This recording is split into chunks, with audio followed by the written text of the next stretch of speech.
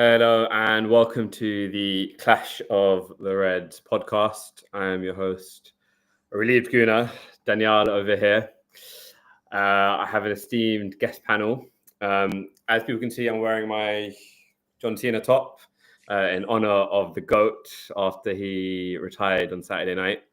Of course, there's a couple of prominent John Cena quotes that I have on this top as well. One is rise above the hate. So obviously Arsenal had to come from, or rescue 3 points on Saturday night. So I'm sure I'm going to be getting a lot of hate from some haters on this show, on this stream tonight. And also, I guess never give up. Getting that 96-minute winner. I guess that kind of summarizes and sums up Omar's and Aussie Dog's 4-4 draw this evening at Bournemouth. Jamie Carragher called it the match of the season so far. I'll head over to Omar first. What are your thoughts on the game, man? A bit of a disappointing one in that we should have won that game in the first half. We should have put it to bed. From what I've read, we had chance after chance and we just weren't capitalizing. I'm glad the team, had a bit of a fight back and we got back into it, but we shouldn't have been in that position in the first place. We should have had a few goals in that first half and put a game to bed. It is a pattern with this team. You've seen it time and time again this season where, we play well in the first half, we take the lead, and then we have about 5-10 minutes where we just switch off and for some reason or whatever, we're not paying attention, then we just end up losing the game. And then we have to claw our way back in. So why that's happening, why we seem to lose that concentration, particularly at the beginning of the second half, I'm not too sure what's going on there. He's not as if he's made any changes or anything in that time. So why we can't seem to come out in the second half fighting as we did in the first half, I don't know. But it seems like a good game, and I'm glad we came away with something rather than nothing. But it's 3 consecutive draws at home now, something like that. Yeah, so it's 7 points dropped at home was the stat Sky Sports were kind of leading with. Yeah. So I think it's 2 draws and the loss to Everton there. So it's not the best home form. But then you can also argue that we've only lost 1 game in 10 matches. So it's a bit of a sort of, depending on which way you're looking at it, we're not losing, but we're not winning either. So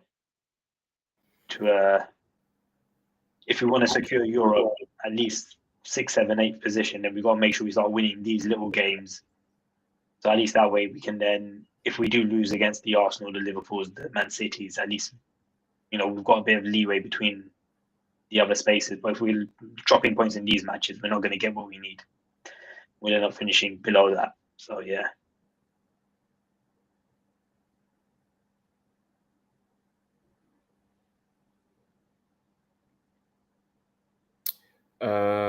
So I think, Doug, what are your thoughts on United 4, Bournemouth 4? I mean, with the amount of drawing we've been doing, we might as well rename ourselves to Art Attack FC. So that was a good joke. I mean, I'm still not convinced. I feel like we kind of get ourselves into crap situations and then we kind of pull ourselves out of the hole and then we're like, oh, wow, look how resilient we are. But really, we should be putting games like this to bed. Fair play to Bournemouth. They played pretty well. They could have actually won the game in the last minute. But I'm still not convinced. I'm always going to be quite cynical with United.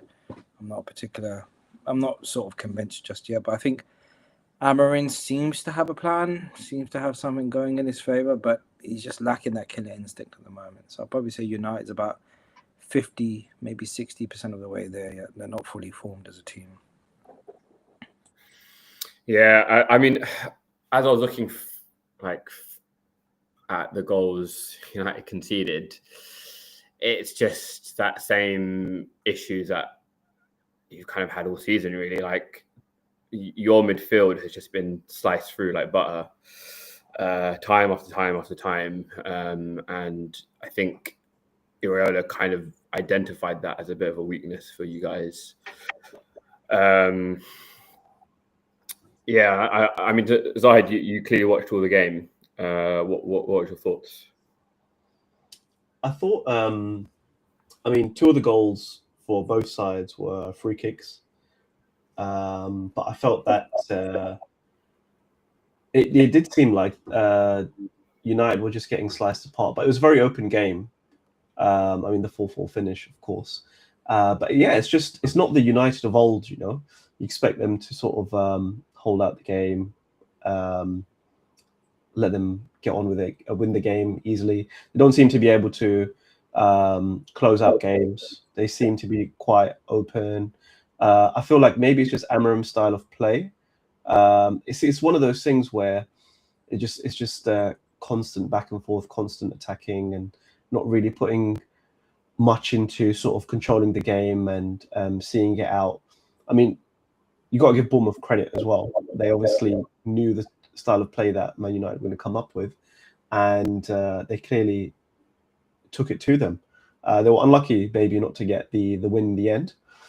But yeah, I guess for United fans, it's at least the point that they get from this game.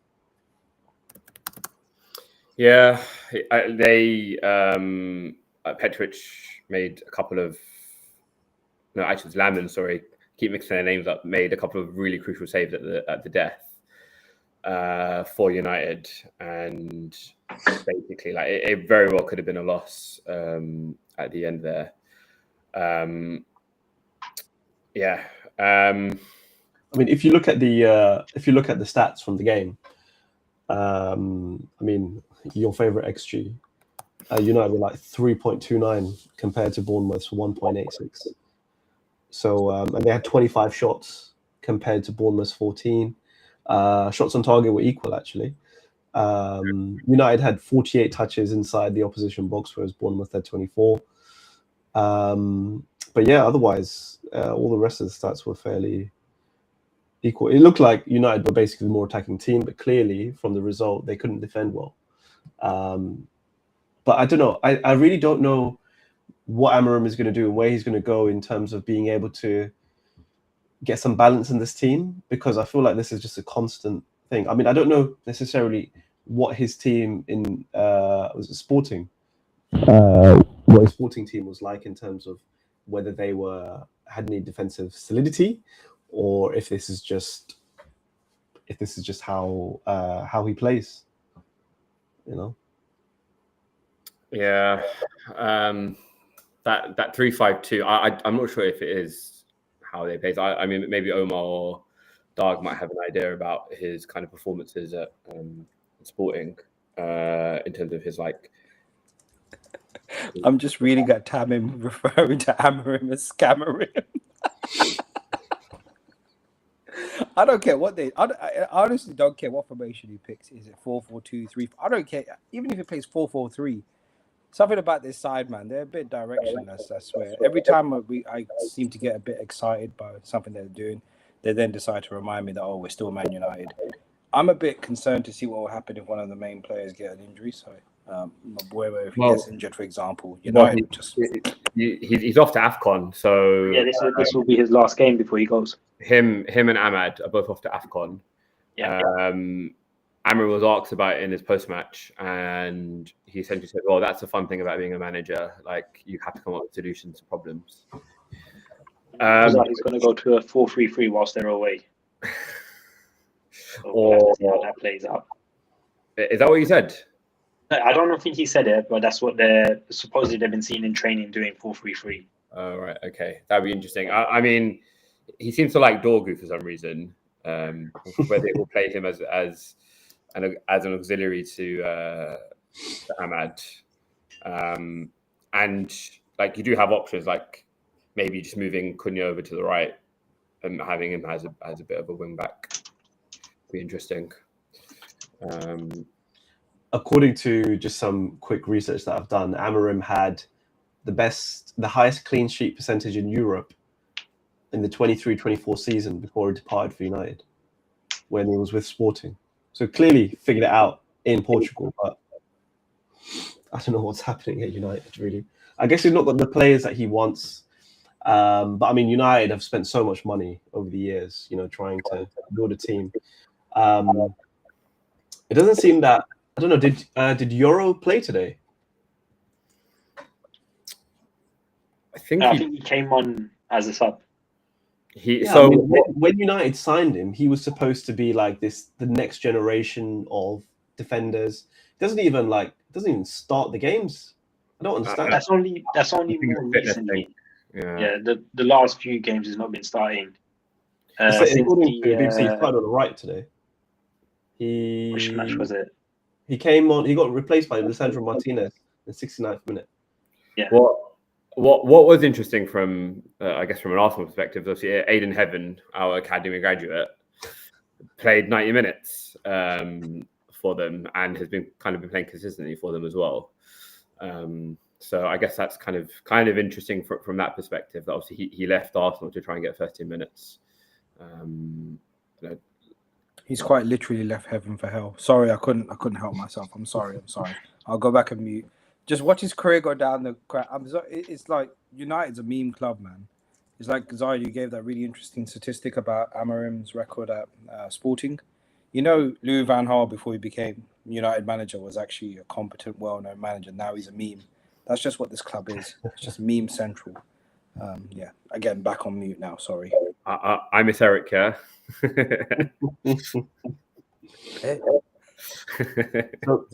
So Harry Maguire is out injured at the moment. Would he replace Heaven in the center of this defense when he's back fit, or would he stay as a sub? I hate to say it, but yeah, just that experience. That's all it is. I'd like to see maybe the two working together, Heaven and Maguire, but I think unfortunately Maguire's become like the spearhead for our defense until his contract runs out, and it's annoying. But I think we need that stability at the back until. I would say it's probably De Ligt will be the spearhead of our defense. Mm-hmm. Probably over Maguire. Is De Ligt out injured as well? Yeah. No wonder Heaven's playing some. So I'm guessing. What's Bruno Fernandes like tracking back defensive?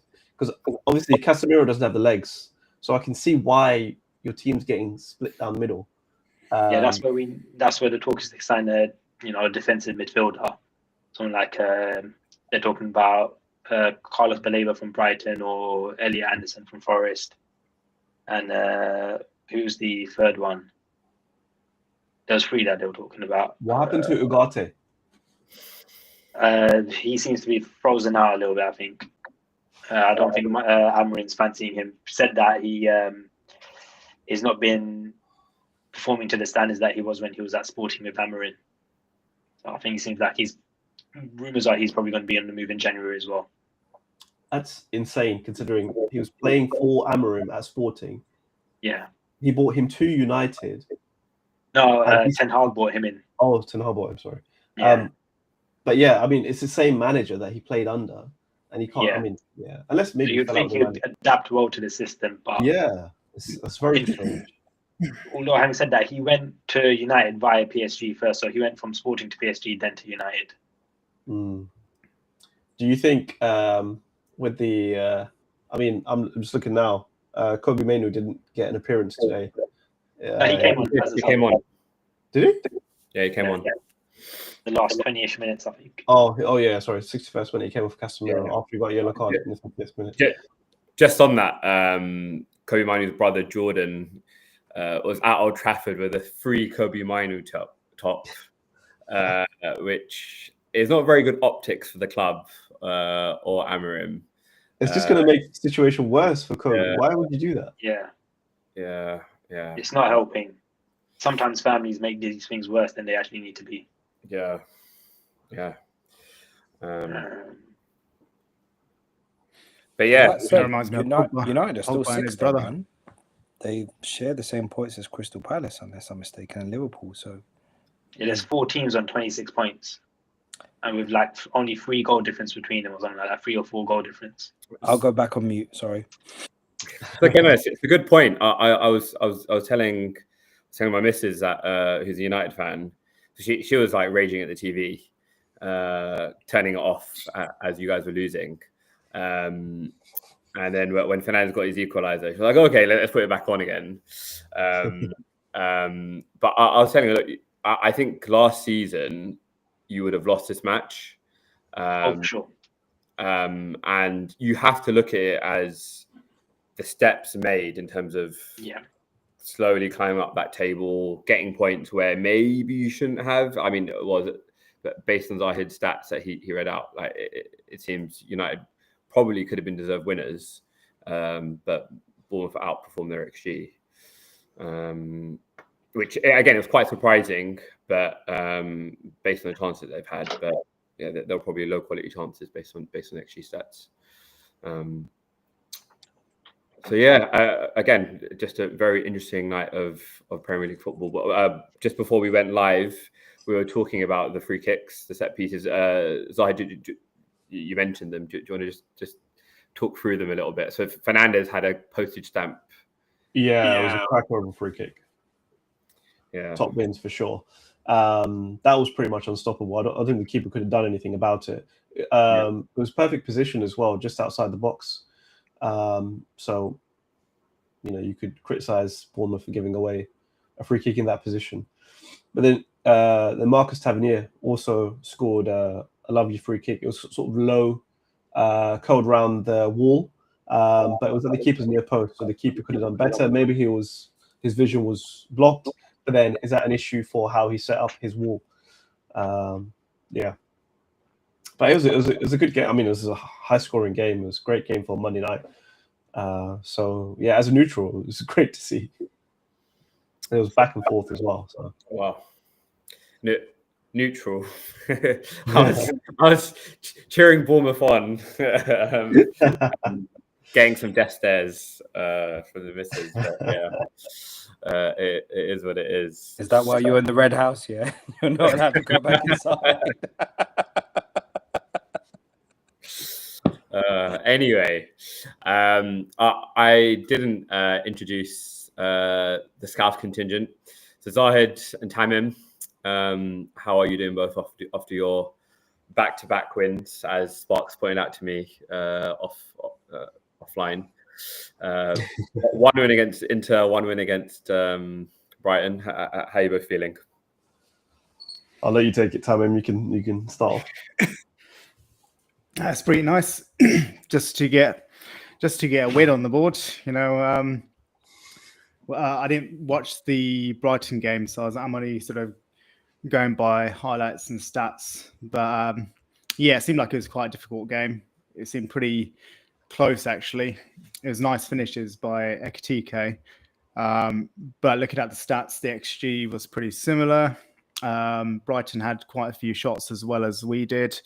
But, at this point, I don't care how scrappy the wins are or, whether we smash teams or it's 1-0 or whatever.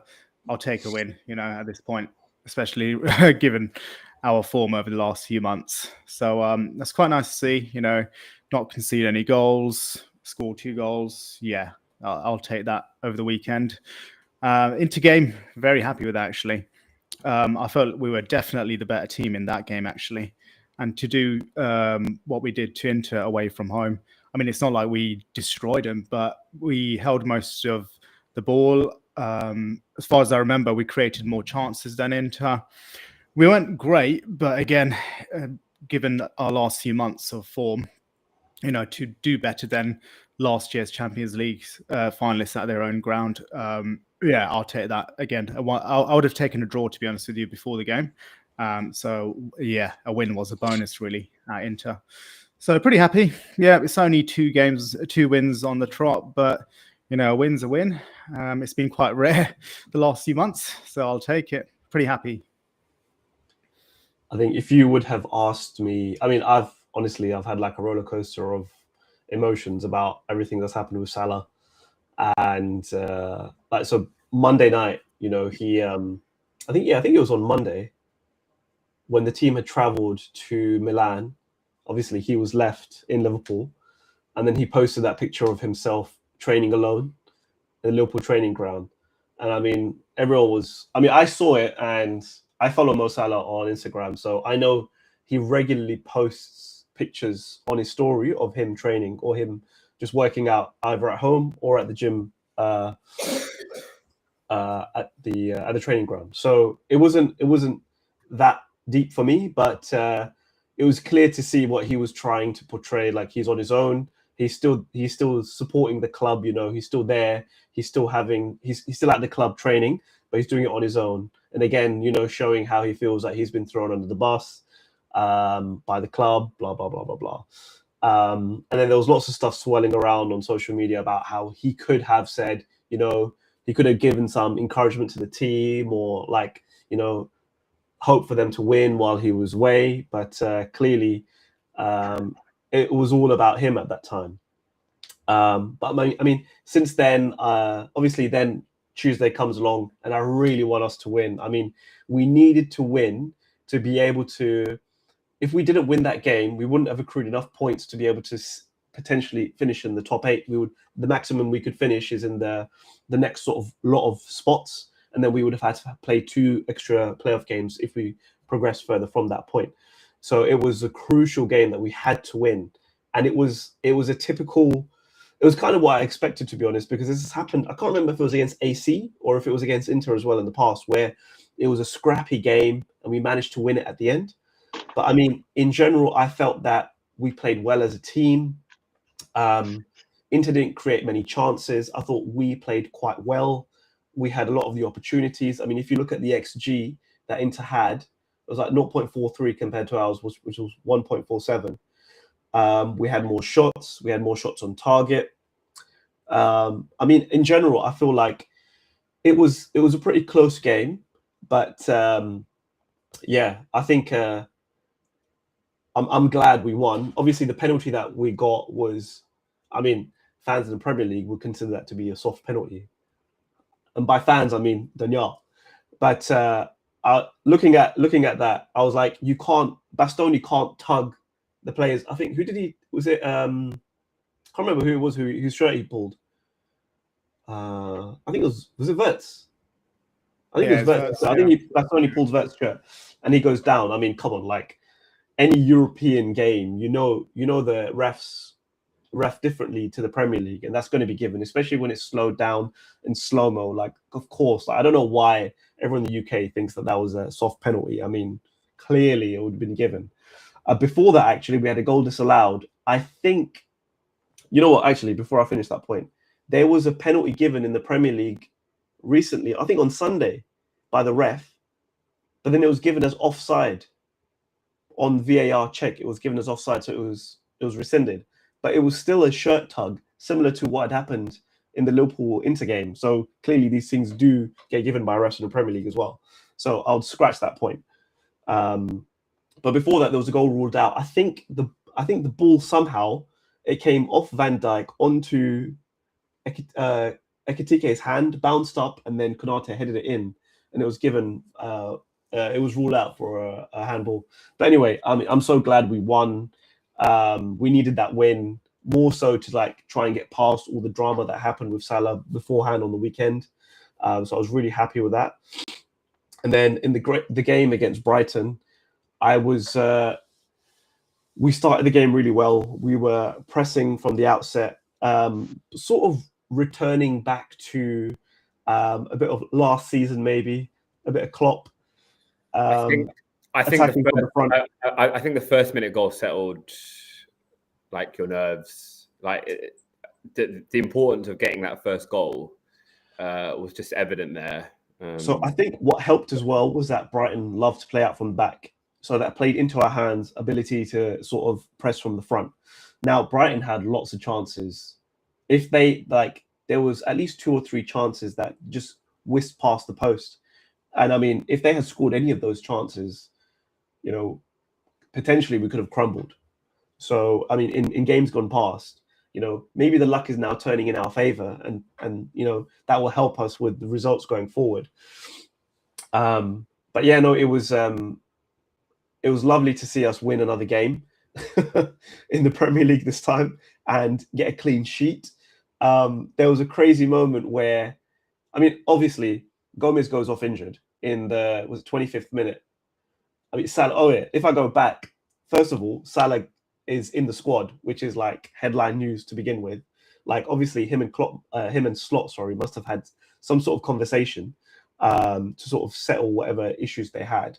I mean, Slot did say that the only way he's getting back in is if he apologizes. Now, I was looking at a lot of stuff online about what people were saying, and especially Gerard had an interview, and he was basically saying that, look, he's not, taking his 400k a week and sitting on the bench and saying like, I don't need to do anything. He's saying, I want to play, I want to win for the team, I want to score goals. Like, surely that's better than just warming the bench, So he's still got the fire in his belly. He still wants to play, and he still wants to improve. I guess maybe he wants to prove, considering he's had a potential dip in form, that he still has that fire in his belly that he wants to perform. So in that situation, I'm like, I was happy. Maybe obviously it wasn't great optics for the club, and it created drama that we didn't need.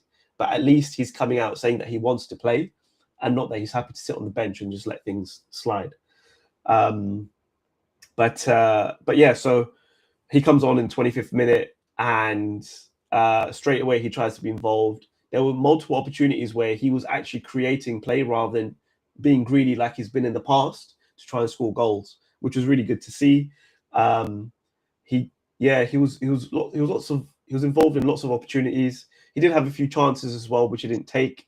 Classic Salah. He needs lots of volume, but obviously as he develops in his confidence again, and hopefully he'll start to score goals. I mean, Liverpool need Mohamed Salah as much as probably Mohamed Salah needs Liverpool, because if he wants to play top level football, he's not going to get that in Saudi, and there's no other European club that's really looking for someone of his age at this moment in time.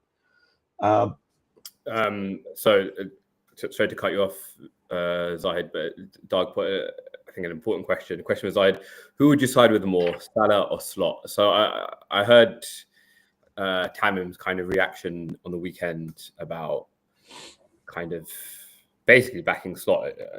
Correct me if I'm wrong, Tamim. But yeah, like, what's your take on this?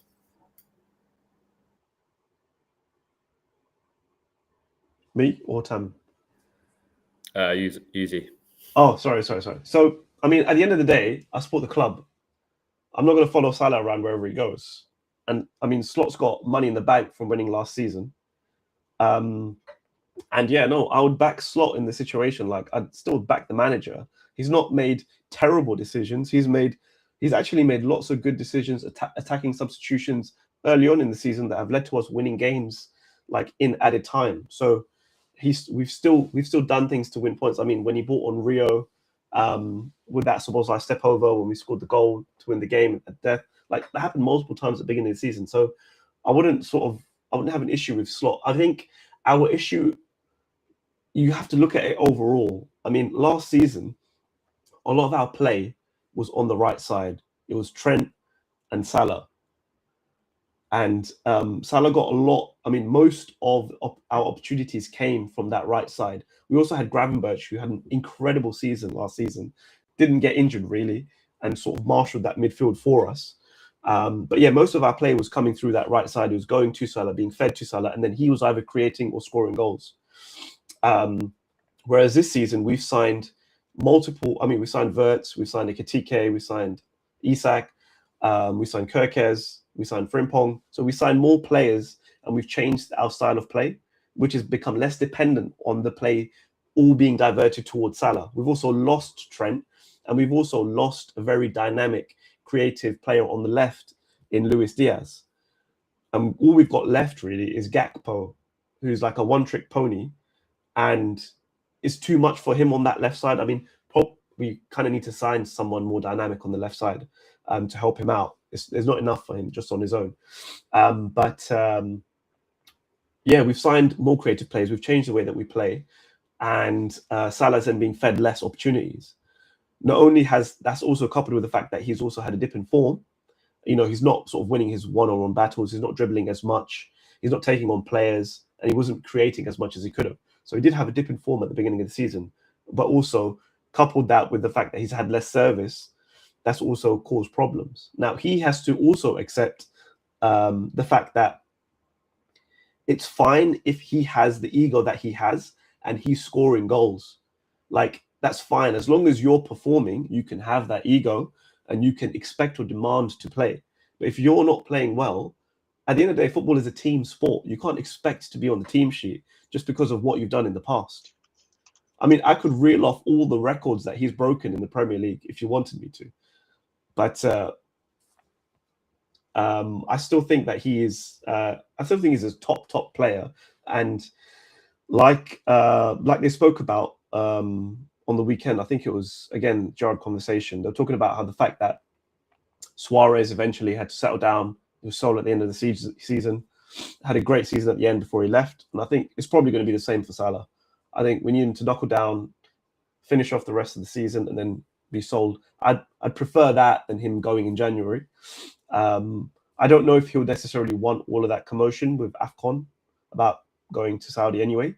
So I think he'll come back after AFCON, finish the season, and then he'll leave at the end. But yeah, I mean, there's lots of factors. There's not just one thing that's caused his dip in form and caused the drama. I don't know. I'm not sure about that. Like that, it seemed like a very, very deliberate ploy to get a move sooner rather than later, knowing the fact that he's going to AFCON, knowing that saying something in the mix zone will get maximum headlines whilst he's still there. It felt like he is itching for that Arab money, man. Be it January or the summer. He has the opportunity to play Champions League football, which is what he like. That is what he wants. Like that is his favorite thing to do, is to play Champions League football. The Champions League lights mean so much to Mo Salah. The fact that he's not going to have that if he goes to Saudi, I don't know. I mean, I can't say what was in his heart when you're saying maybe it was just build up a frustration, you know. But I mean, a time will tell. You know, maybe he will go to Saudi.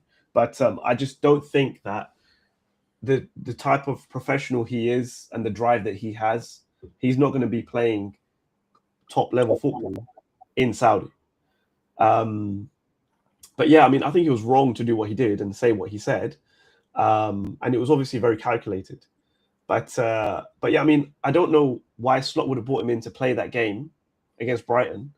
Why he would have put him in the matchday squad if it was that bad and he wanted out, like as quickly as possible. They would just left him out of the squad. So I had a theory before the media commotion, which I think Carragher is probably a big part of kind of adding fuel to that fire. But yeah, my theory was that FSG wanted Salah gone so he can reclaim his wages. Because bearing in mind that they're paying him about 400k a week, if I'm not mistaken. And that's a massive, massive outlay that you guys had in the summer. You listed all the players that you've bought. B saying here, so Isak played for United or Arsenal instead of the British media darlings Liverpool, they'll be getting hammered by now, which I think I agree with. Maybe. I mean, why are we hammering Gyökeres then? Why is he getting hammered every week? He's getting hammered. He's absolutely. No, come on. To the level that he should, I don't think he is. I think he is. Like the Gyök Lesnar memes that have been going around since the beginning of the season. He's been absolutely getting hammered. I mean, Mediocres doesn't come from anywhere. Getting hammered too. Say again. Verts is getting hammered left, right, center. Memes every week, single week. Yeah, every week. So that's not true at all. Isak maybe not as much, but definitely Verts. He's getting hammered. So I think Ekitike has to start in like Ekitike is just a lovely footballer, man. Like I love the way he plays. He's got complete confidence in his abilities. He's not afraid to take players on. He'll shoot from anywhere. I think he has to be our starting centre forward for sure. I don't know how you incorporate Isak into that. Maybe you create competition between the two of them for who starts. But they're two different types of players as well. I feel like Isak is more like that striker at the spearhead of the attack, whereas Ekitike can drop, play, link up play. Again, I'm not sure about that. If you look at their like chart profiles, in terms of like things like pressing, attacking play, aerial ability, like if you look at that kind of chart, they match almost equally, like from their time at from Ekitike's time at Frankfurt and Isak's time at Newcastle. They're pretty much a like for like player. So it's what kind of makes the Ekitike signing even more kind of baffling, because if Liverpool needed to sign something else, it would have been a different type of profile. Hence why Newcastle were heavily in for Ekitike. They wanted a like for like replacement for Isak, knowing that Isak wanted out. But in the same vein, though, both have been able to play on the left side of attack. So Ekitike has had a couple of games on the left side. One where I think he got an assist for Gakpo in one of our first games, and Isak has played on the left for Real Sociedad a few times as well. So, like I said, they're quite like for like, but some of those qualities do overlap onto other areas of the pitch. I think they can dribble, they can carry the ball. They're not just sort of instinct finishers, poachers as such. I think they're good technical footballers. And also, we last few sort of years, we've also gone for attackers that not sort of just play in one position. I think it's been made out that we've always gone for attackers that can play multiple positions. Like Diaz, for example, used to play on the left. He could play in the center. He could play on the right. Same with Nunez. He was quite adaptable to be able to play in the center. Sometimes he was put in the left wing, same as Jota. I think that's been our philosophy for quite a long time with having sort of strikers and wingers. We've always had that sort of 4 or 5 attackers that could go in different positions. And I think that's the thinking behind Isak and Ekitike. I feel like Isak, however, has just kind of been isolated. Like when he's playing, I don't see him getting involved in the play that much. He's sort of occupying the centre forward role, and it almost feels like he's just waiting for the ball to come to him. Maybe he just still hasn't chimed with the team and the mentality and how we play, and you're still getting up to speed. I don't know, but Ekitike has definitely hit the ground running, and like is almost a complete opposite of how Isak has started at Liverpool. But one thing I was thinking about today actually was that in seasons gone by, like, we've had Mane on the left, we've had Firmino in the middle, and Salah on the right. Like there were games where even for like 5 or 10 minutes, Klopp would just say, "Let's swap it over. Mane come on the right, Salah go on the left," and like just make it a bit more creative and a bit more dynamic. But I don't feel like Slot has that sort of mentality. Maybe because he doesn't trust Gakpo to be able to sort of do that sort of thing. If we still had Diaz, maybe that would be a possibility. But yeah, I mean, even last week we were talking with Sparks, like we completely glossed over the fact that Liverpool lost a forward to a tragic death. Like I think like the Premier League fans sort of just like gloss over that completely, just because it just moves on so quickly. And that we had to sign more players to sort of fill that void. We lost Nunez as well. We lost Diaz. I mean, Nunez was going to go anyway, but yeah, losing Diaz has been more of an issue than I expected it to. And then Frimpong hasn't really fit into our team very well. He's pretty much always injured, and he's a bit more of a right winger. Sorry to interrupt, bro. I still don't understand why Diaz left, especially after Jota. I just felt like that was such a stupid decision. Because when we signed him, I think he was on like 80. We signed him on like 80k a week, so he was on very low wages. And Liverpool had no impetus to upgrade his contract, I feel, to give him more money because he signed, I think, on like an 8-year contract or something. He was signed on quite a long contract. Yeah. So it was either we sell him and make bank, or he stays and doesn't. His wages don't increase. So I think he was. You guys are missing him a lot, man. Yeah, definitely. Yeah. I think there's a lot of money on the table for Diaz. A lot of money. And evil there, ready to take over the world. Yeah, that's what it feels like tonight. 100%. I can't wait for our supreme leader to have a Scouse accent. That'll be brilliant. All right, lads, get inside. Doug, you made the point that Isak definitely has gotten away with murder. Like, Yeah, he has. I think this is a good opportunity though for Isak, Wirtz, and Gakpo to kind of be your main starting three attackers with Salah going. I think it's a good opportunity for those three to really kind of stand up now, because I think there's been so much dependency on Salah. He's kind of taken the limelight away. I think Isak's gone away with murder. I mean, this time last year, he was the talk of the town, and he's literally just gone from hero to zero. And I think if he doesn't show up now with Salah gone, then questions should sort of arise. But I think it's a good opportunity for Liverpool, man. It's not like they're tottering at the bottom. They're still six, you know. They can easily go up to third or second with the opportunity, you know. I mean, ideally, with Salah gone, Frimpong would take that position on the right, I feel. Because he's basically a right winger. But Wirtz has played on the right for us in a Champions League game.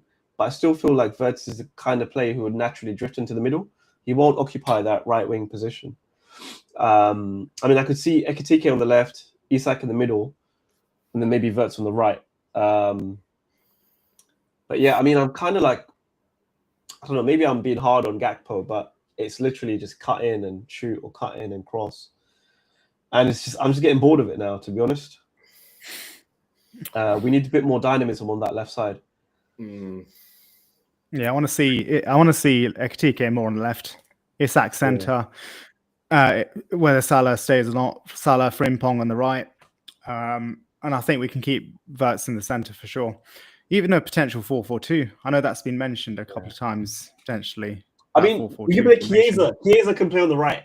Just I don't know why Klopp doesn't start him. Yeah. Now that Salah's gone, like what more can he do? Yeah, I think it's a fit. He can't play 90 minutes. I think he can't play 90 minutes. But I love he's a super sub at this point.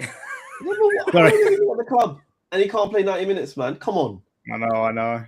But he himself, I think he pulled out the Italy squad. I think, like he himself actually said he didn't want to go because he didn't feel ready. So I think, I know there's a whole thing being made of like does Slot not like him, but they're playing the World Cup playoff and he chooses not to go. Like that's just mad. Like when your country needs you, you're just like, no, I'm good. Crazy. Probably a lot going on behind the scenes there. Yeah, I mean, maybe he doesn't think he'll play, or maybe he's worried about getting injured. I don't know, but yeah, I mean, and then Rio has just disappeared again. Like considering the preseason he had, and now he's just disappeared again.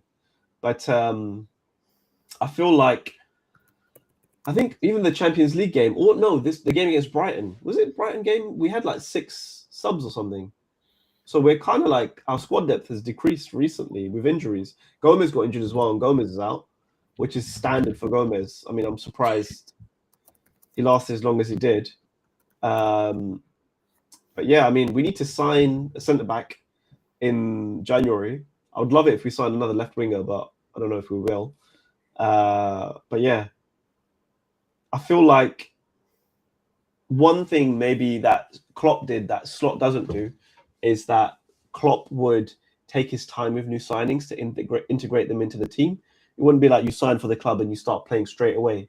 He would get like what he did with Robertson. I feel like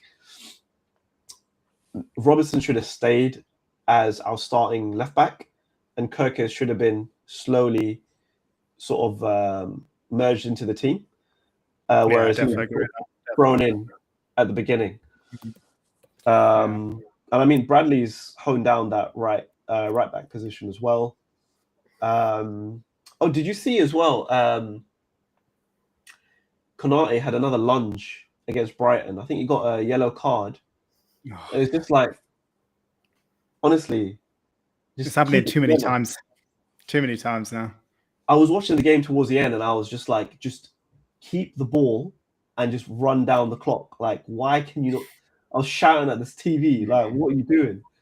But yeah, I feel like in season like last season, Slot would have just brought on Wataru Endo, and that would have been it. Game's finished. Like he would have just closed down the game. But he clearly didn't trust him. Yeah, I mean, he trusted him last season. Doesn't trust him this season. Yeah, it's interesting how kind of managers have their favorites, should we say. I'll talk about that when we kind of speak about Arsenal and Arteta's club management. But before we move on to Arsenal, Mel asks, do you see one of Isak or Ekitike leave sooner rather than later if one of them isn't the first option striker? I don't think so. No, I think he's going to try and fit both of them in. He's going to try and whether one's on the left or it's a 4-4-2. I think the amount we spent on them, we have to start them, and I think Slot has said a few times he's planning to make them work together. So I think he's going to try and they're going to play together. There were rumors about Ekitike like very early on in the season being unhappy about the Isak signing, and kind of maybe not throwing his toys out of the pram because we saw that with Salah. But there were rumors of that, so I can see where the questions come from. I would say that there is absolutely no way Isak can leave after all that he pulled in the summer to try and get to Liverpool. There is no way he would leave. And Ekitike is on form now. He's scoring goals, so why would he leave? I think they're both going to be there at the end of the season. Yeah, they're both signing long-term deals, unless there's a massive fallout, which can happen. It can happen. We've seen players move within a season or so, but yeah, it seems unlikely that this would happen in those situations. Moak, thoughts on Amram beefing academy players in Kobe Mainu. I guess Omar. I can't believe. Anyway, Omar, you go for it. I wouldn't say he's beefing the academy players. I know he's just got a thing because supposedly he's had a lot of meetings with some of the youngsters like JJ Gabriel and Shea Lacey and stuff, and apparently they have been quite productive. It's just the Kobe Mainu thing. And I think the issue is that he just doesn't feel that Kobe Mainu suits his system, in that he's not strong enough to play as a sort of deep lying midfielder, and he's not got the speed to play as an attacking midfielder either. So you sort of sees him as Fernandez's understudy, except for the fact that Fernandez is never injured, never misses a game, and never gets subbed. So he doesn't really get much in the way of game time there. But I mean, he came off for Casemiro. Yeah, came on for Casemiro tonight rather than Bruno. Yeah. And that question from the journalist that he laughed at was, do you see him as an attacking player? And he like, I guess in that context of him coming on as a DM, like I can kind of see why he laughed at the question, but the optics of it was just wrong because it felt it wasn't a great look. Yeah, it felt like he was laughing at Mainu's. At Mainu, yeah. Rather than actually addressing the question and actually saying, well, no, I see him as more of a defensive player. But I think Mainu's strength is in as more of an attacking player. You saw him in the sort of the Ten Hag seasons, that the FA Cup final, the one where we beat City. So yeah, I think it's just he would be in Amarin's system. He would suit Fernandez's role, but that is Fernandez's role week in, week out. No one's taking it from him. So I would say probably the best thing for Mainu is maybe if he goes on loan. I think that might not happen just because of AFCON. But at least if he does go on loan, he'll get some game time, probably pick up a few new skills, and then hopefully come back into the fold. Probably happen later on in the window once those players have gone.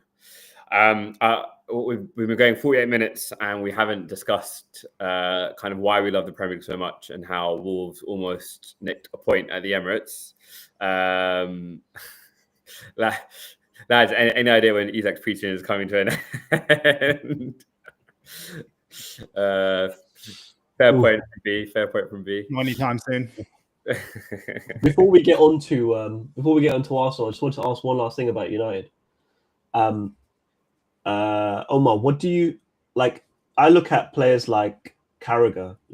He's a pundit. He's got to be sensational about the things that he says. He's got to be opinionated, and he's got to have a hot take, right? And you look at Gerrard, who's very calm and measured, who pretty much supports the club, supports the fans. Like he was talking very much about he wants the fans and the manager and the players to come together in terms of the Salah situation.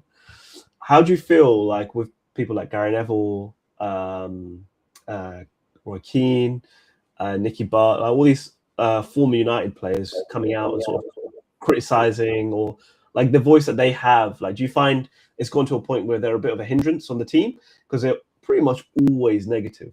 Like, I mean, most of the stuff that I see, anyway. Do you find it? I mean, even Rooney as well. Do you find it like it's a stumbling block for progression, or do you feel like it needs to be called out? Where do you stand with sort of the noise that comes from the class 92? I'll sort of agree with you in that. I do think it is a bit of a hindrance. It's not helping the squad any further than where they're at the moment. I think the squad knows that they're underperforming, and I think these will expect them to be how they were, competing for a treble every single season and stuff like that, which is not going to happen. We're nowhere near that level. It's going to take a few seasons before if we get to that point there. And I do think there is an element of sensationalism with it, especially with, Gary Neville. Who was it the other day? There was Paul Scholes came out and said, the upper hierarchy don't know what they're doing as well, why they're at the club. They're not Man United. But, times have changed under new ownership. Well, sort of a new structured ownership of Ineos. They've hired a whole new staff. All these guys have great credentials. They've done well where they've gone. And they're putting a plan in place. And these things take time. You can see it with, Arsenal and Arteta. Even when Klopp came in at Liverpool and FSG took over, it wasn't an overnight success. And I feel like these guys expect it to be like that. And it's never going to be like that. Even under Ferguson, it wasn't an overnight success. It took a few seasons. Even when the class of 92 came in, yeah, they did have the initial successes, but they weren't the finished article until that sort of 98, 99 season. So, I do think it's more of a hindrance. I do think a lot of it is just them trying to grab social media headlines, get those clips, an element of that. I've sort of mentioned this before. I think with Daniel mentioning in the group the other day as well it was Tamim that was about how, social media take on football is a lot more different to what the actual nuances of it are. And it's more about grabbing the quick headlines, getting those short videos out there, getting the clicks and the likes more than anything else. And I think it is a hindrance. And I mentioned it to Daniel about how I feel like AFTV was more of a hindrance to Arsenal than it was of a benefit. Things like that. I think that is kind of ruined football. If anything, I find that kind of stuff is more annoying to football than things like VAR. It's fair. I mean, I get annoyed with some of the stuff that Carragher says, and Liverpool fans just have to deal with Carragher. But you've got like multiple voices that you have to deal with week in, week out, and it's just. Yeah. I disagree with that, Zahid. Liverpool have like John Barnes. There was the guy on ESPN, the guy who's criticizing Van Dijk. There was also Nichols, ex-Liverpool player. So like there is a heavy media presence. It isn't just. I think the biggest voice. McManaman on TNT. Like again, we spoke about this last week. It's Carragher and Neville who kind of dominate the football narrative. Yeah. It's the two of them. They're kind of like the two evil heads, really. No, but I look at like Arsenal, and I don't feel like you really have anyone like that. I feel like Henry, especially, is very measured with everything that he says, and you don't really have anyone else other than that. I mean, there was a round table with McManaman, Gerrard, and I can't remember who the other person was. But they're all talking very positively about trying to resolve the Salah situation. So I don't think McManaman is just necessarily just negative for sensationalism's sake. And then also John Barnes was talking about how the system has changed and at Liverpool, and that's probably why Salah is not getting as much service or why he's not being as involved in goals and assists as he was. So I feel like, I don't know. I mean, it doesn't feel as much as the vultures circling when United are playing badly. But I feel like there's definitely more for them to say about United than any other club really has at the moment, because United have been pretty much failing for a few seasons now. United are keeping Sky Sports in action though, because every time they win, it's like, oh, United are back on, and what's wrong with United? United are back on. What's wrong with United? United are back on. What's wrong with you? Plus, Arsenal have AFTV, so like, I don't know why they kind of like. Ooh, controversial. I'll stop. But yeah, I mean, yeah, it's just it's interesting. But the amount of coverage that those guys get is far superior to like what McManaman gets and what the ESPN presenters get. And there's always clips of those guys going around. You will see their, maybe it's the algorithm, but you always see their shorts going around, stuff like that. Rather than, you don't really see much of McManaman going around. You don't really see much of, like, even when you see Henri going around, it's usually him, Carragher, and Mika Richards having banter rather than CBS. them actually discussing the league and stuff like that. So, yeah, I think it is overexposed on their front. Hence why, like, Arsenal fans call it the Northwestern Mafia, because it's United and Liverpool who kind of dominate the headlines all the time. And ironically, like, I know you mentioned VAR, but the PGMOL, most of the referees come from the Northwest. But anyway. By the way, to all our viewers, every time Daniel mentions PGMOL or XG, you take a drink, okay? But then, Daniel, with all due respect, if you got someone like Martin Keown on the panel, I mean, he's not the sharpest tool in the box. I mean, the guy looks like a half sort of developed koala bear. Even Arsenal fans were mocking how he was saying Madueke. It's not even that. Like, last time, wait. He was saying Madueke's name, like, over and over again, like Maduaka, and like all it needed was a producer from TNT, BT Sports, or whatever they're called, to just say, Martin, like, his name's Madueke. Like, do you know what that is? It's ever since he got hit by the ball whilst he was doing a podcast broadcast, I just don't think he's been the same, man. He thinks he played for Man United, but that's how bad he's got. We haven't even talked about Rio threatening that person that that Danny Ramirez, bro, the guy from Top Gun. What happened? He must have asked him some because Inner Peckham came out. No, Mr. President, I don't like this question, did it? You better read. What did he ask him? He asked him, like, have you ever? He said scored a goal like a really against stupid, Casillas, like American soccer question. Something about Casillas, yeah. Yeah. Have you scored a header against Casillas? I think it was. And he's like, "What are you talking about? I'm a defender or something." It was just so awkward. Awkward. All right, we are past midnight, and we haven't even discussed, like I said, why the Premier League is so great. To quickly move on to Arsenal, like, this whole chat could have just been a Liverpool chat. We've just all right, guys, let's call it a night. Yeah, thank you. Bye bye. All right, we'll just cut you out, dog. I miss Eric. So Arsenal did manage to get 3 points on Saturday in probably the most, the worst we played all season, without a shadow of a doubt, and probably the most frustrating win we've probably ever had, going into bottom of the league Wolves. I think everyone on the stream last week predicted an absolute hammering for Arsenal against Wolves, and yeah, part of me did think it wouldn't be like that, but like, just seeing how poor Wolves were and how quickly they opened up, I think just convinced everyone, also in the ground, that we would absolutely hammer them. And that the longer the game went on, the more Wolves became kind of resilient, and they kind of grew in stature in frustrating us. Yeah, it was an awful match to watch from an Arsenal perspective.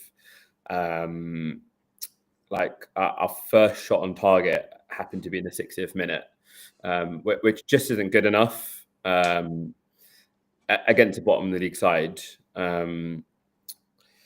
So, yeah, I mean, look, we got the 3 points, but it was one of those games where it was like, we got the 3 points, but this might have given a shot of confidence to the likes of City. I think offline, someone mentioned about, are we underestimating Aston Villa potentially?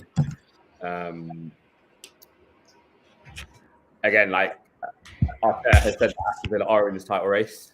I doubt it based on how their data is going. Like even their win against West Ham, they 100% underperformed their XG.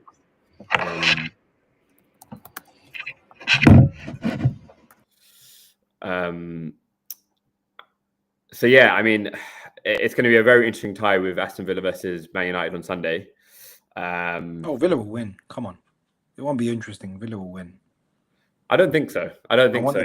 If there's a XG underperformer this season, it's been Man United, and if there's been an XG overperformer this season, it's been Unai Emery and Aston Villa. By the way, to our viewers, he said XG 4 times. That's 4 drinks you gotta have. Yeah, Bismillah. A lot of drinks, yeah. I mean, are you trying to insinuate that this performance from Arsenal was almost like a pre-typical yearly Arsenal meltdown type win, or are you saying that it's just like discomfort? I don't know. I feel like the other teams are still very shaky. It's Arsenal's to lose, you know. No, if you watch the match, well, we didn't. Well, let's take a step back in terms of the lineup. Mikel Arteta had the option to play Miles Lewis-Skelly at left back, especially as Ricardo Calafiori was absent, and I think through suspension. I think we definitely missed his creativity on the left. He's such a maverick for us. But what happened in the first 15, 20 minutes was Ben White was bombing down that right-hand side and was causing Wolves a lot of problems until Arsenal just decided to kind of follow this trend of doing a long throw. What happened was Hwang ended up going through and on goal. And our entire defensive line was trying to sprint basically 70 yards. And Ben White goes and basically pulls his hammy. So again, it kind of points to a bit of poor squad management from Arteta in the sense of he didn't need to play Ben White. This guy has been out injured for quite a long time. And like he could have started Miles Lewis-Skelly, who, like, with all due respect to Wolves, he's good enough to play against Wolves. That was my feeling from that perspective. And you know, because he played Ben White there, when he didn't need to play, he ended up getting an injury because of overuse. And I think if I was to appraise Arteta and look at his 6 years, okay, great. He's got us from 8th to 5th, got us back into Europe, got us back into a Champions League spot, got us competitive again, unified the fan base. But I would knock off marks for his ability to manage his players, his ability to manage his squads. You know, overplaying players when they didn't need to play.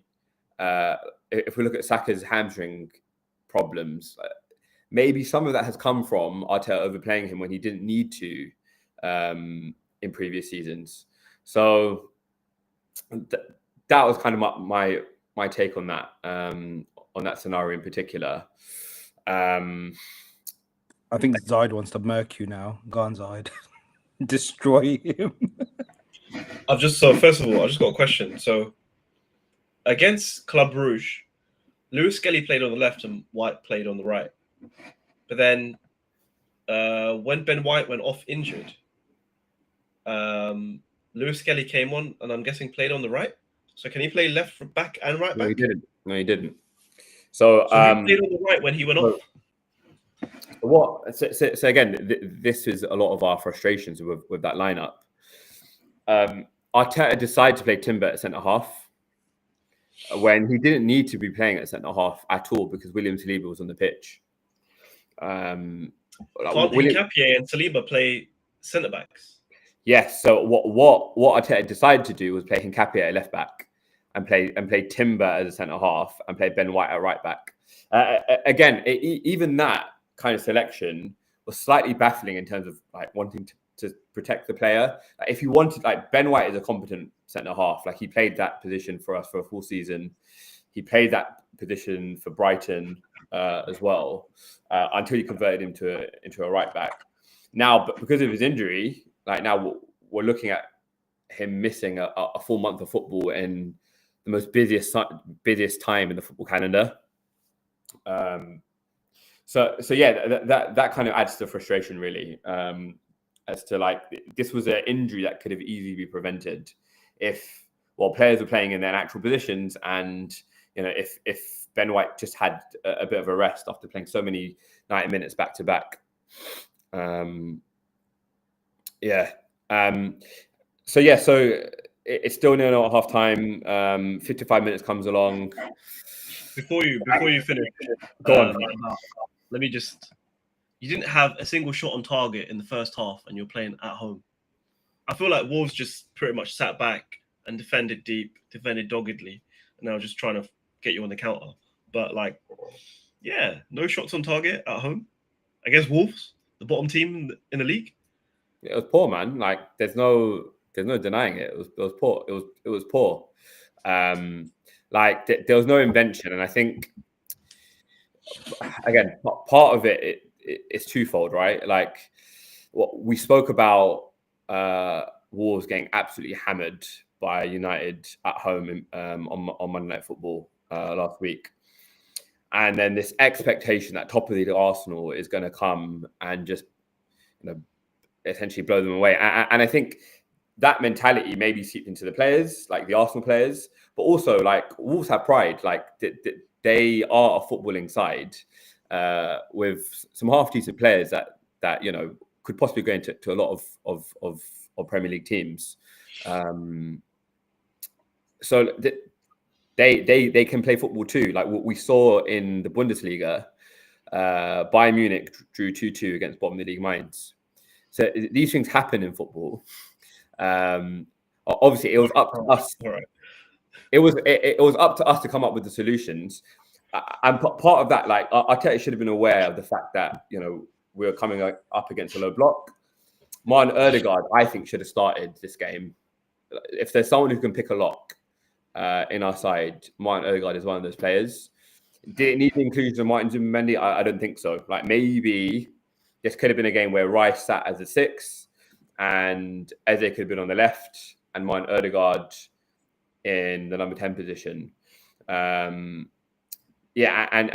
Martinelli kind of playing against a low block, like, that's a big question mark as well. But yeah, like massive kind of stop falling foot for all three of those players in the first half. Like Gyökeres in particular, Martinelli was basically non-existent in that first half until, again, coming up to the 55th minute, Leo Trossard is warming up and Martinelli probably is thinking, oh, flip, I need to do something here. And he whips it, like, he fizzes in like a ball across the box that maybe someone could have got a touch or a header on or something. Similarly, Gyökeres had a half a chance to do the same when Ben White and Saka both kind of whipped in some balls in the first half. But yeah, it definitely wasn't good enough from Arsenal in that first 45. And then the subs did make an improvement to our game. Like Trossard coming on, I think he's been so clutch for us this season. He made a difference. Odegaard as well moved the Wolves players around quite a lot. And then obviously Starboy Bukayo Saka coming up with the goods from a set piece. Like sometimes you need the set piece goals to open up a game. Yes, fine. Like it was an own goal. I'll accept that. It was an own goal. Wolves scored 3 goals. All the goals. Wolves scored all the goals. Yes. But it was a fantastic cross from Saka, which I think if Gabriel was in that box, he gets a head onto that, or even Calafiori. Are we talking about the first goal? Yeah. Yes, it's Sam Johnson's own goal. Yeah, that's what I'm referring to. Yeah. I mean, wasn't Saka in an offside position leading up to the corner? I know they spoke about it on BBC on Match of the Day about it not. The reason why it wasn't offside. He wasn't interfering I'm with sure play. the Wolves defender wouldn't have headed it out for a corner if he didn't think that Saka was going to run onto that ball. So Yeah, so like because he wasn't PJ Ball's on your side in that one, yeah.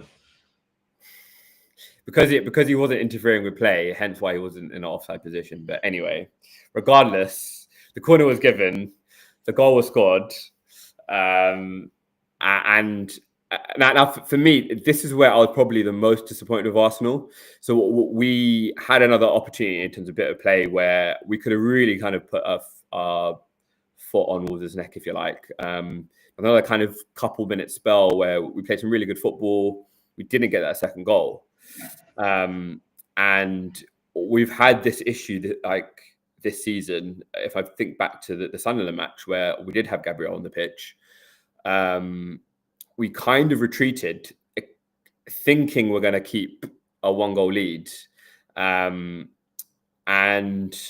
just Wolves just kind of, they grew in confidence. Rob Edwards made some changes and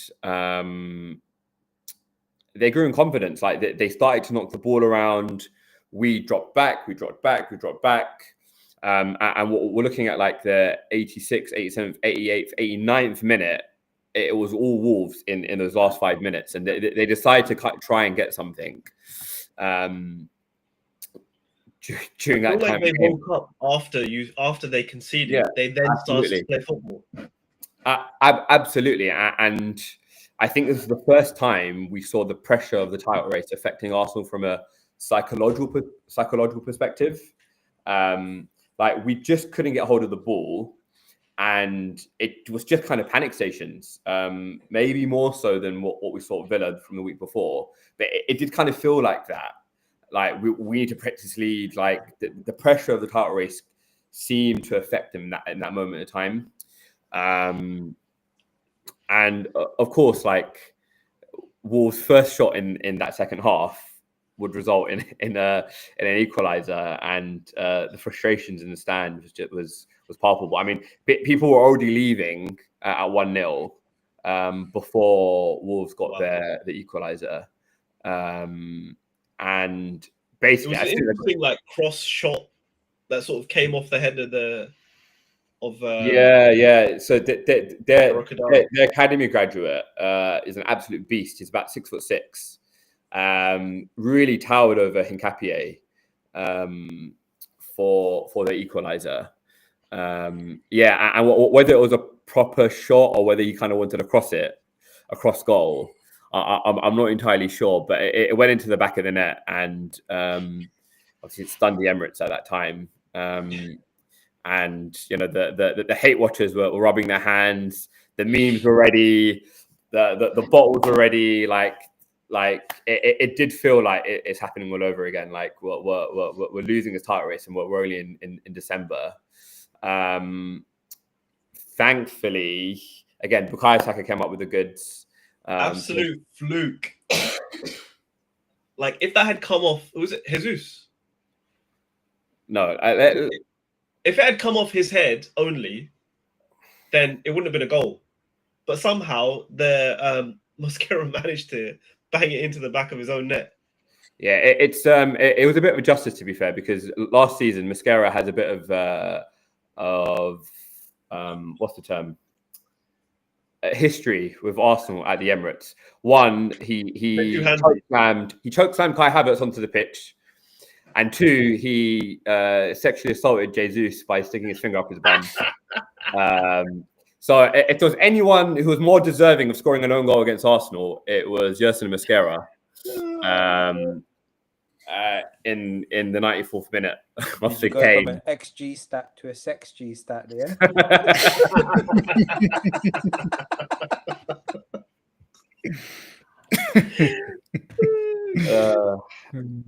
So yeah, you can see my frustrations with PGMOL are coming into play from last season. But anyway, that aside, again, the equaliser woke Arsenal up as well. And again, it was quality from Saka. It was a really, really good cross. From an FPL perspective, I was thrilled because he was my captain. So I got 22 points for his 2 assists. And what we went home with 3 points. It is 20 past midnight, boys. And if any of the viewers are still watching, thank you so much. Please hit that sub button. If you're watching on Sparks' Twitter, please hit that sub as well. Very, very quickly, let's quickly do a quick round of predictions for the weekend before we can get out of here and get ready for next week. So we mentioned Villa, Man United. I think Uzi predicted a Villa win, right? Doug? 3-1 to Villa. Okay. Zahid, Samim? Is that who's home? Yes. Tamim, you go. Who's at home? Villa. I'll go 1-1 draw. I think that's 2-1 Villa. Or even 3-1 Villa, I would say. Yeah, I'd agree 3-1 Villa. I'm gonna go with the data. I'm gonna go with the XG underperformers, Man United, and I predicted 2-1 win for Man United against Unai Emery. Just because sooner or later the data catches up with you, and Aston Villa can't keep doing this. The thing with data is I don't just think depends on how you interpret. Always does though. It does. It does in Unai's case. 100% does in Unai's case. You could anyway, we can have that discussion another time. Yeah. We can have that discussion another time. Who are Liverpool playing? Tottenham away, right? Yes. I mean, Tottenham are going for an absolutely torrid run of form at the moment. Like, fans are calling for Thomas Frank to get sacked. I mean, it's typical Spurs, to be honest. But I'm hopeful for us in that game. I think we could win that game. I'm hoping for another clean sheet, maybe 2-0. Nice. Dog, I know you love Spurs because United and Spurs have a love-in, but go on. Huh? Sorry, that was my impression of Eric Ten Hag. 1-0 to Liverpool.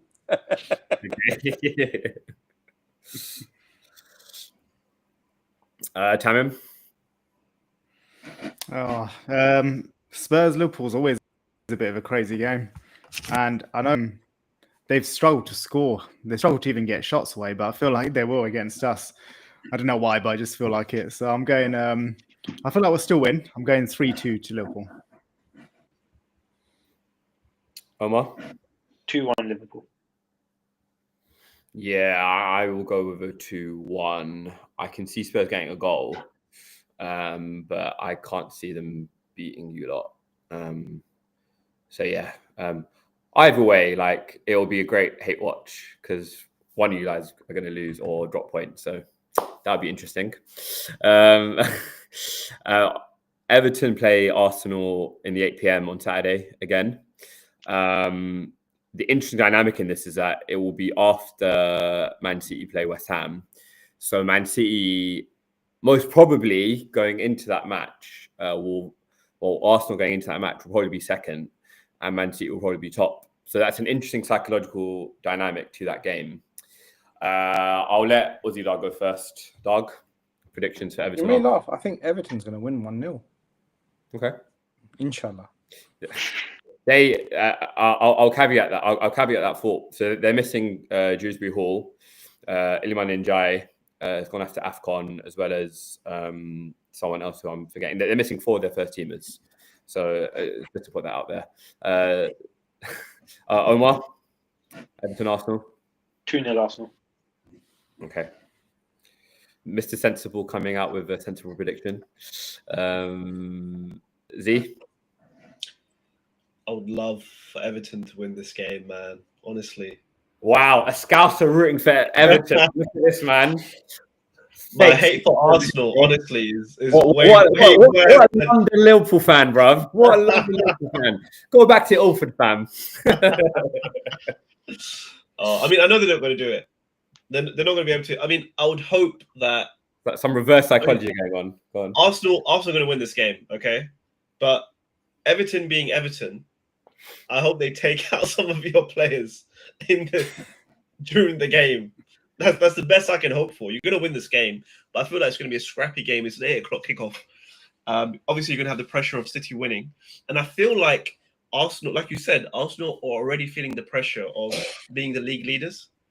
And I feel like you'd much prefer to be chasing rather than trying to fend off your opposition at the top of the table.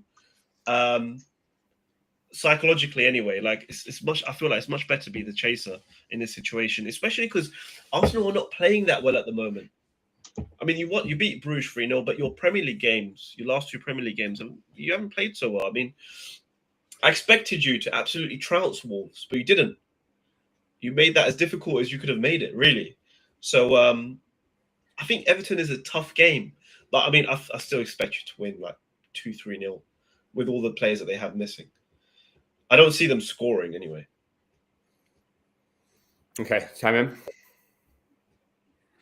Yeah, I'll say 1-0 Arsenal. I think it's going to be a tough game for you guys.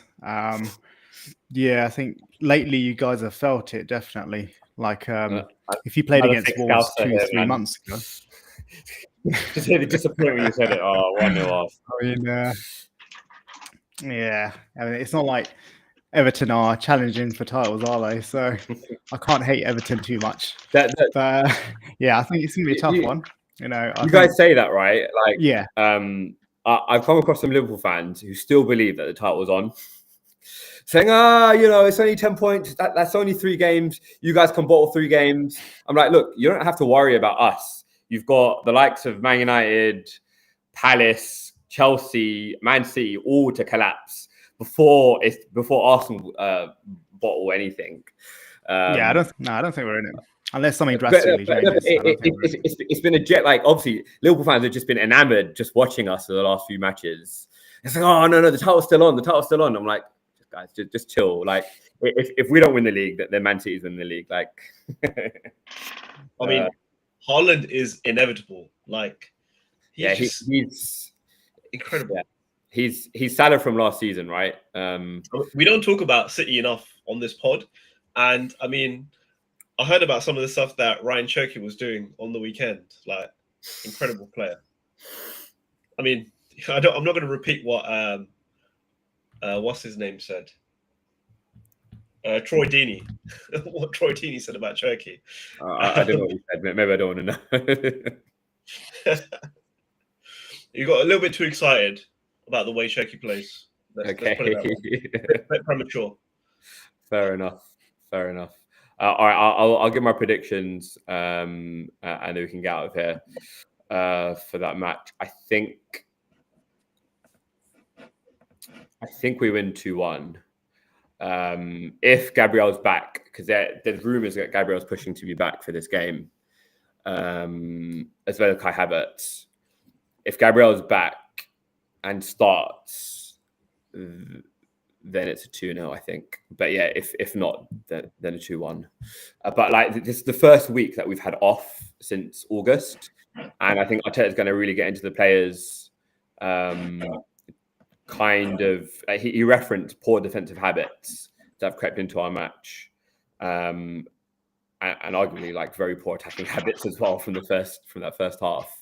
But the fact that he can kind of actually work with the players this week and do some coaching with them, I think will be a benefit to us, alongside the fact that Everton are missing so many players. So yeah. All right, guys, I think that pretty much sums up the pod. We have been going for an hour, 23 minutes. I want to thank everyone on the panel. Bard came down all the way from Birmingham to celebrate Villa's victory against Arsenal.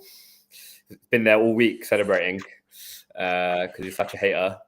Thank you to Zahid and Tamim and Dr. Omar, of course. We will see you guys next week after the next round of Premier League fixtures. Thank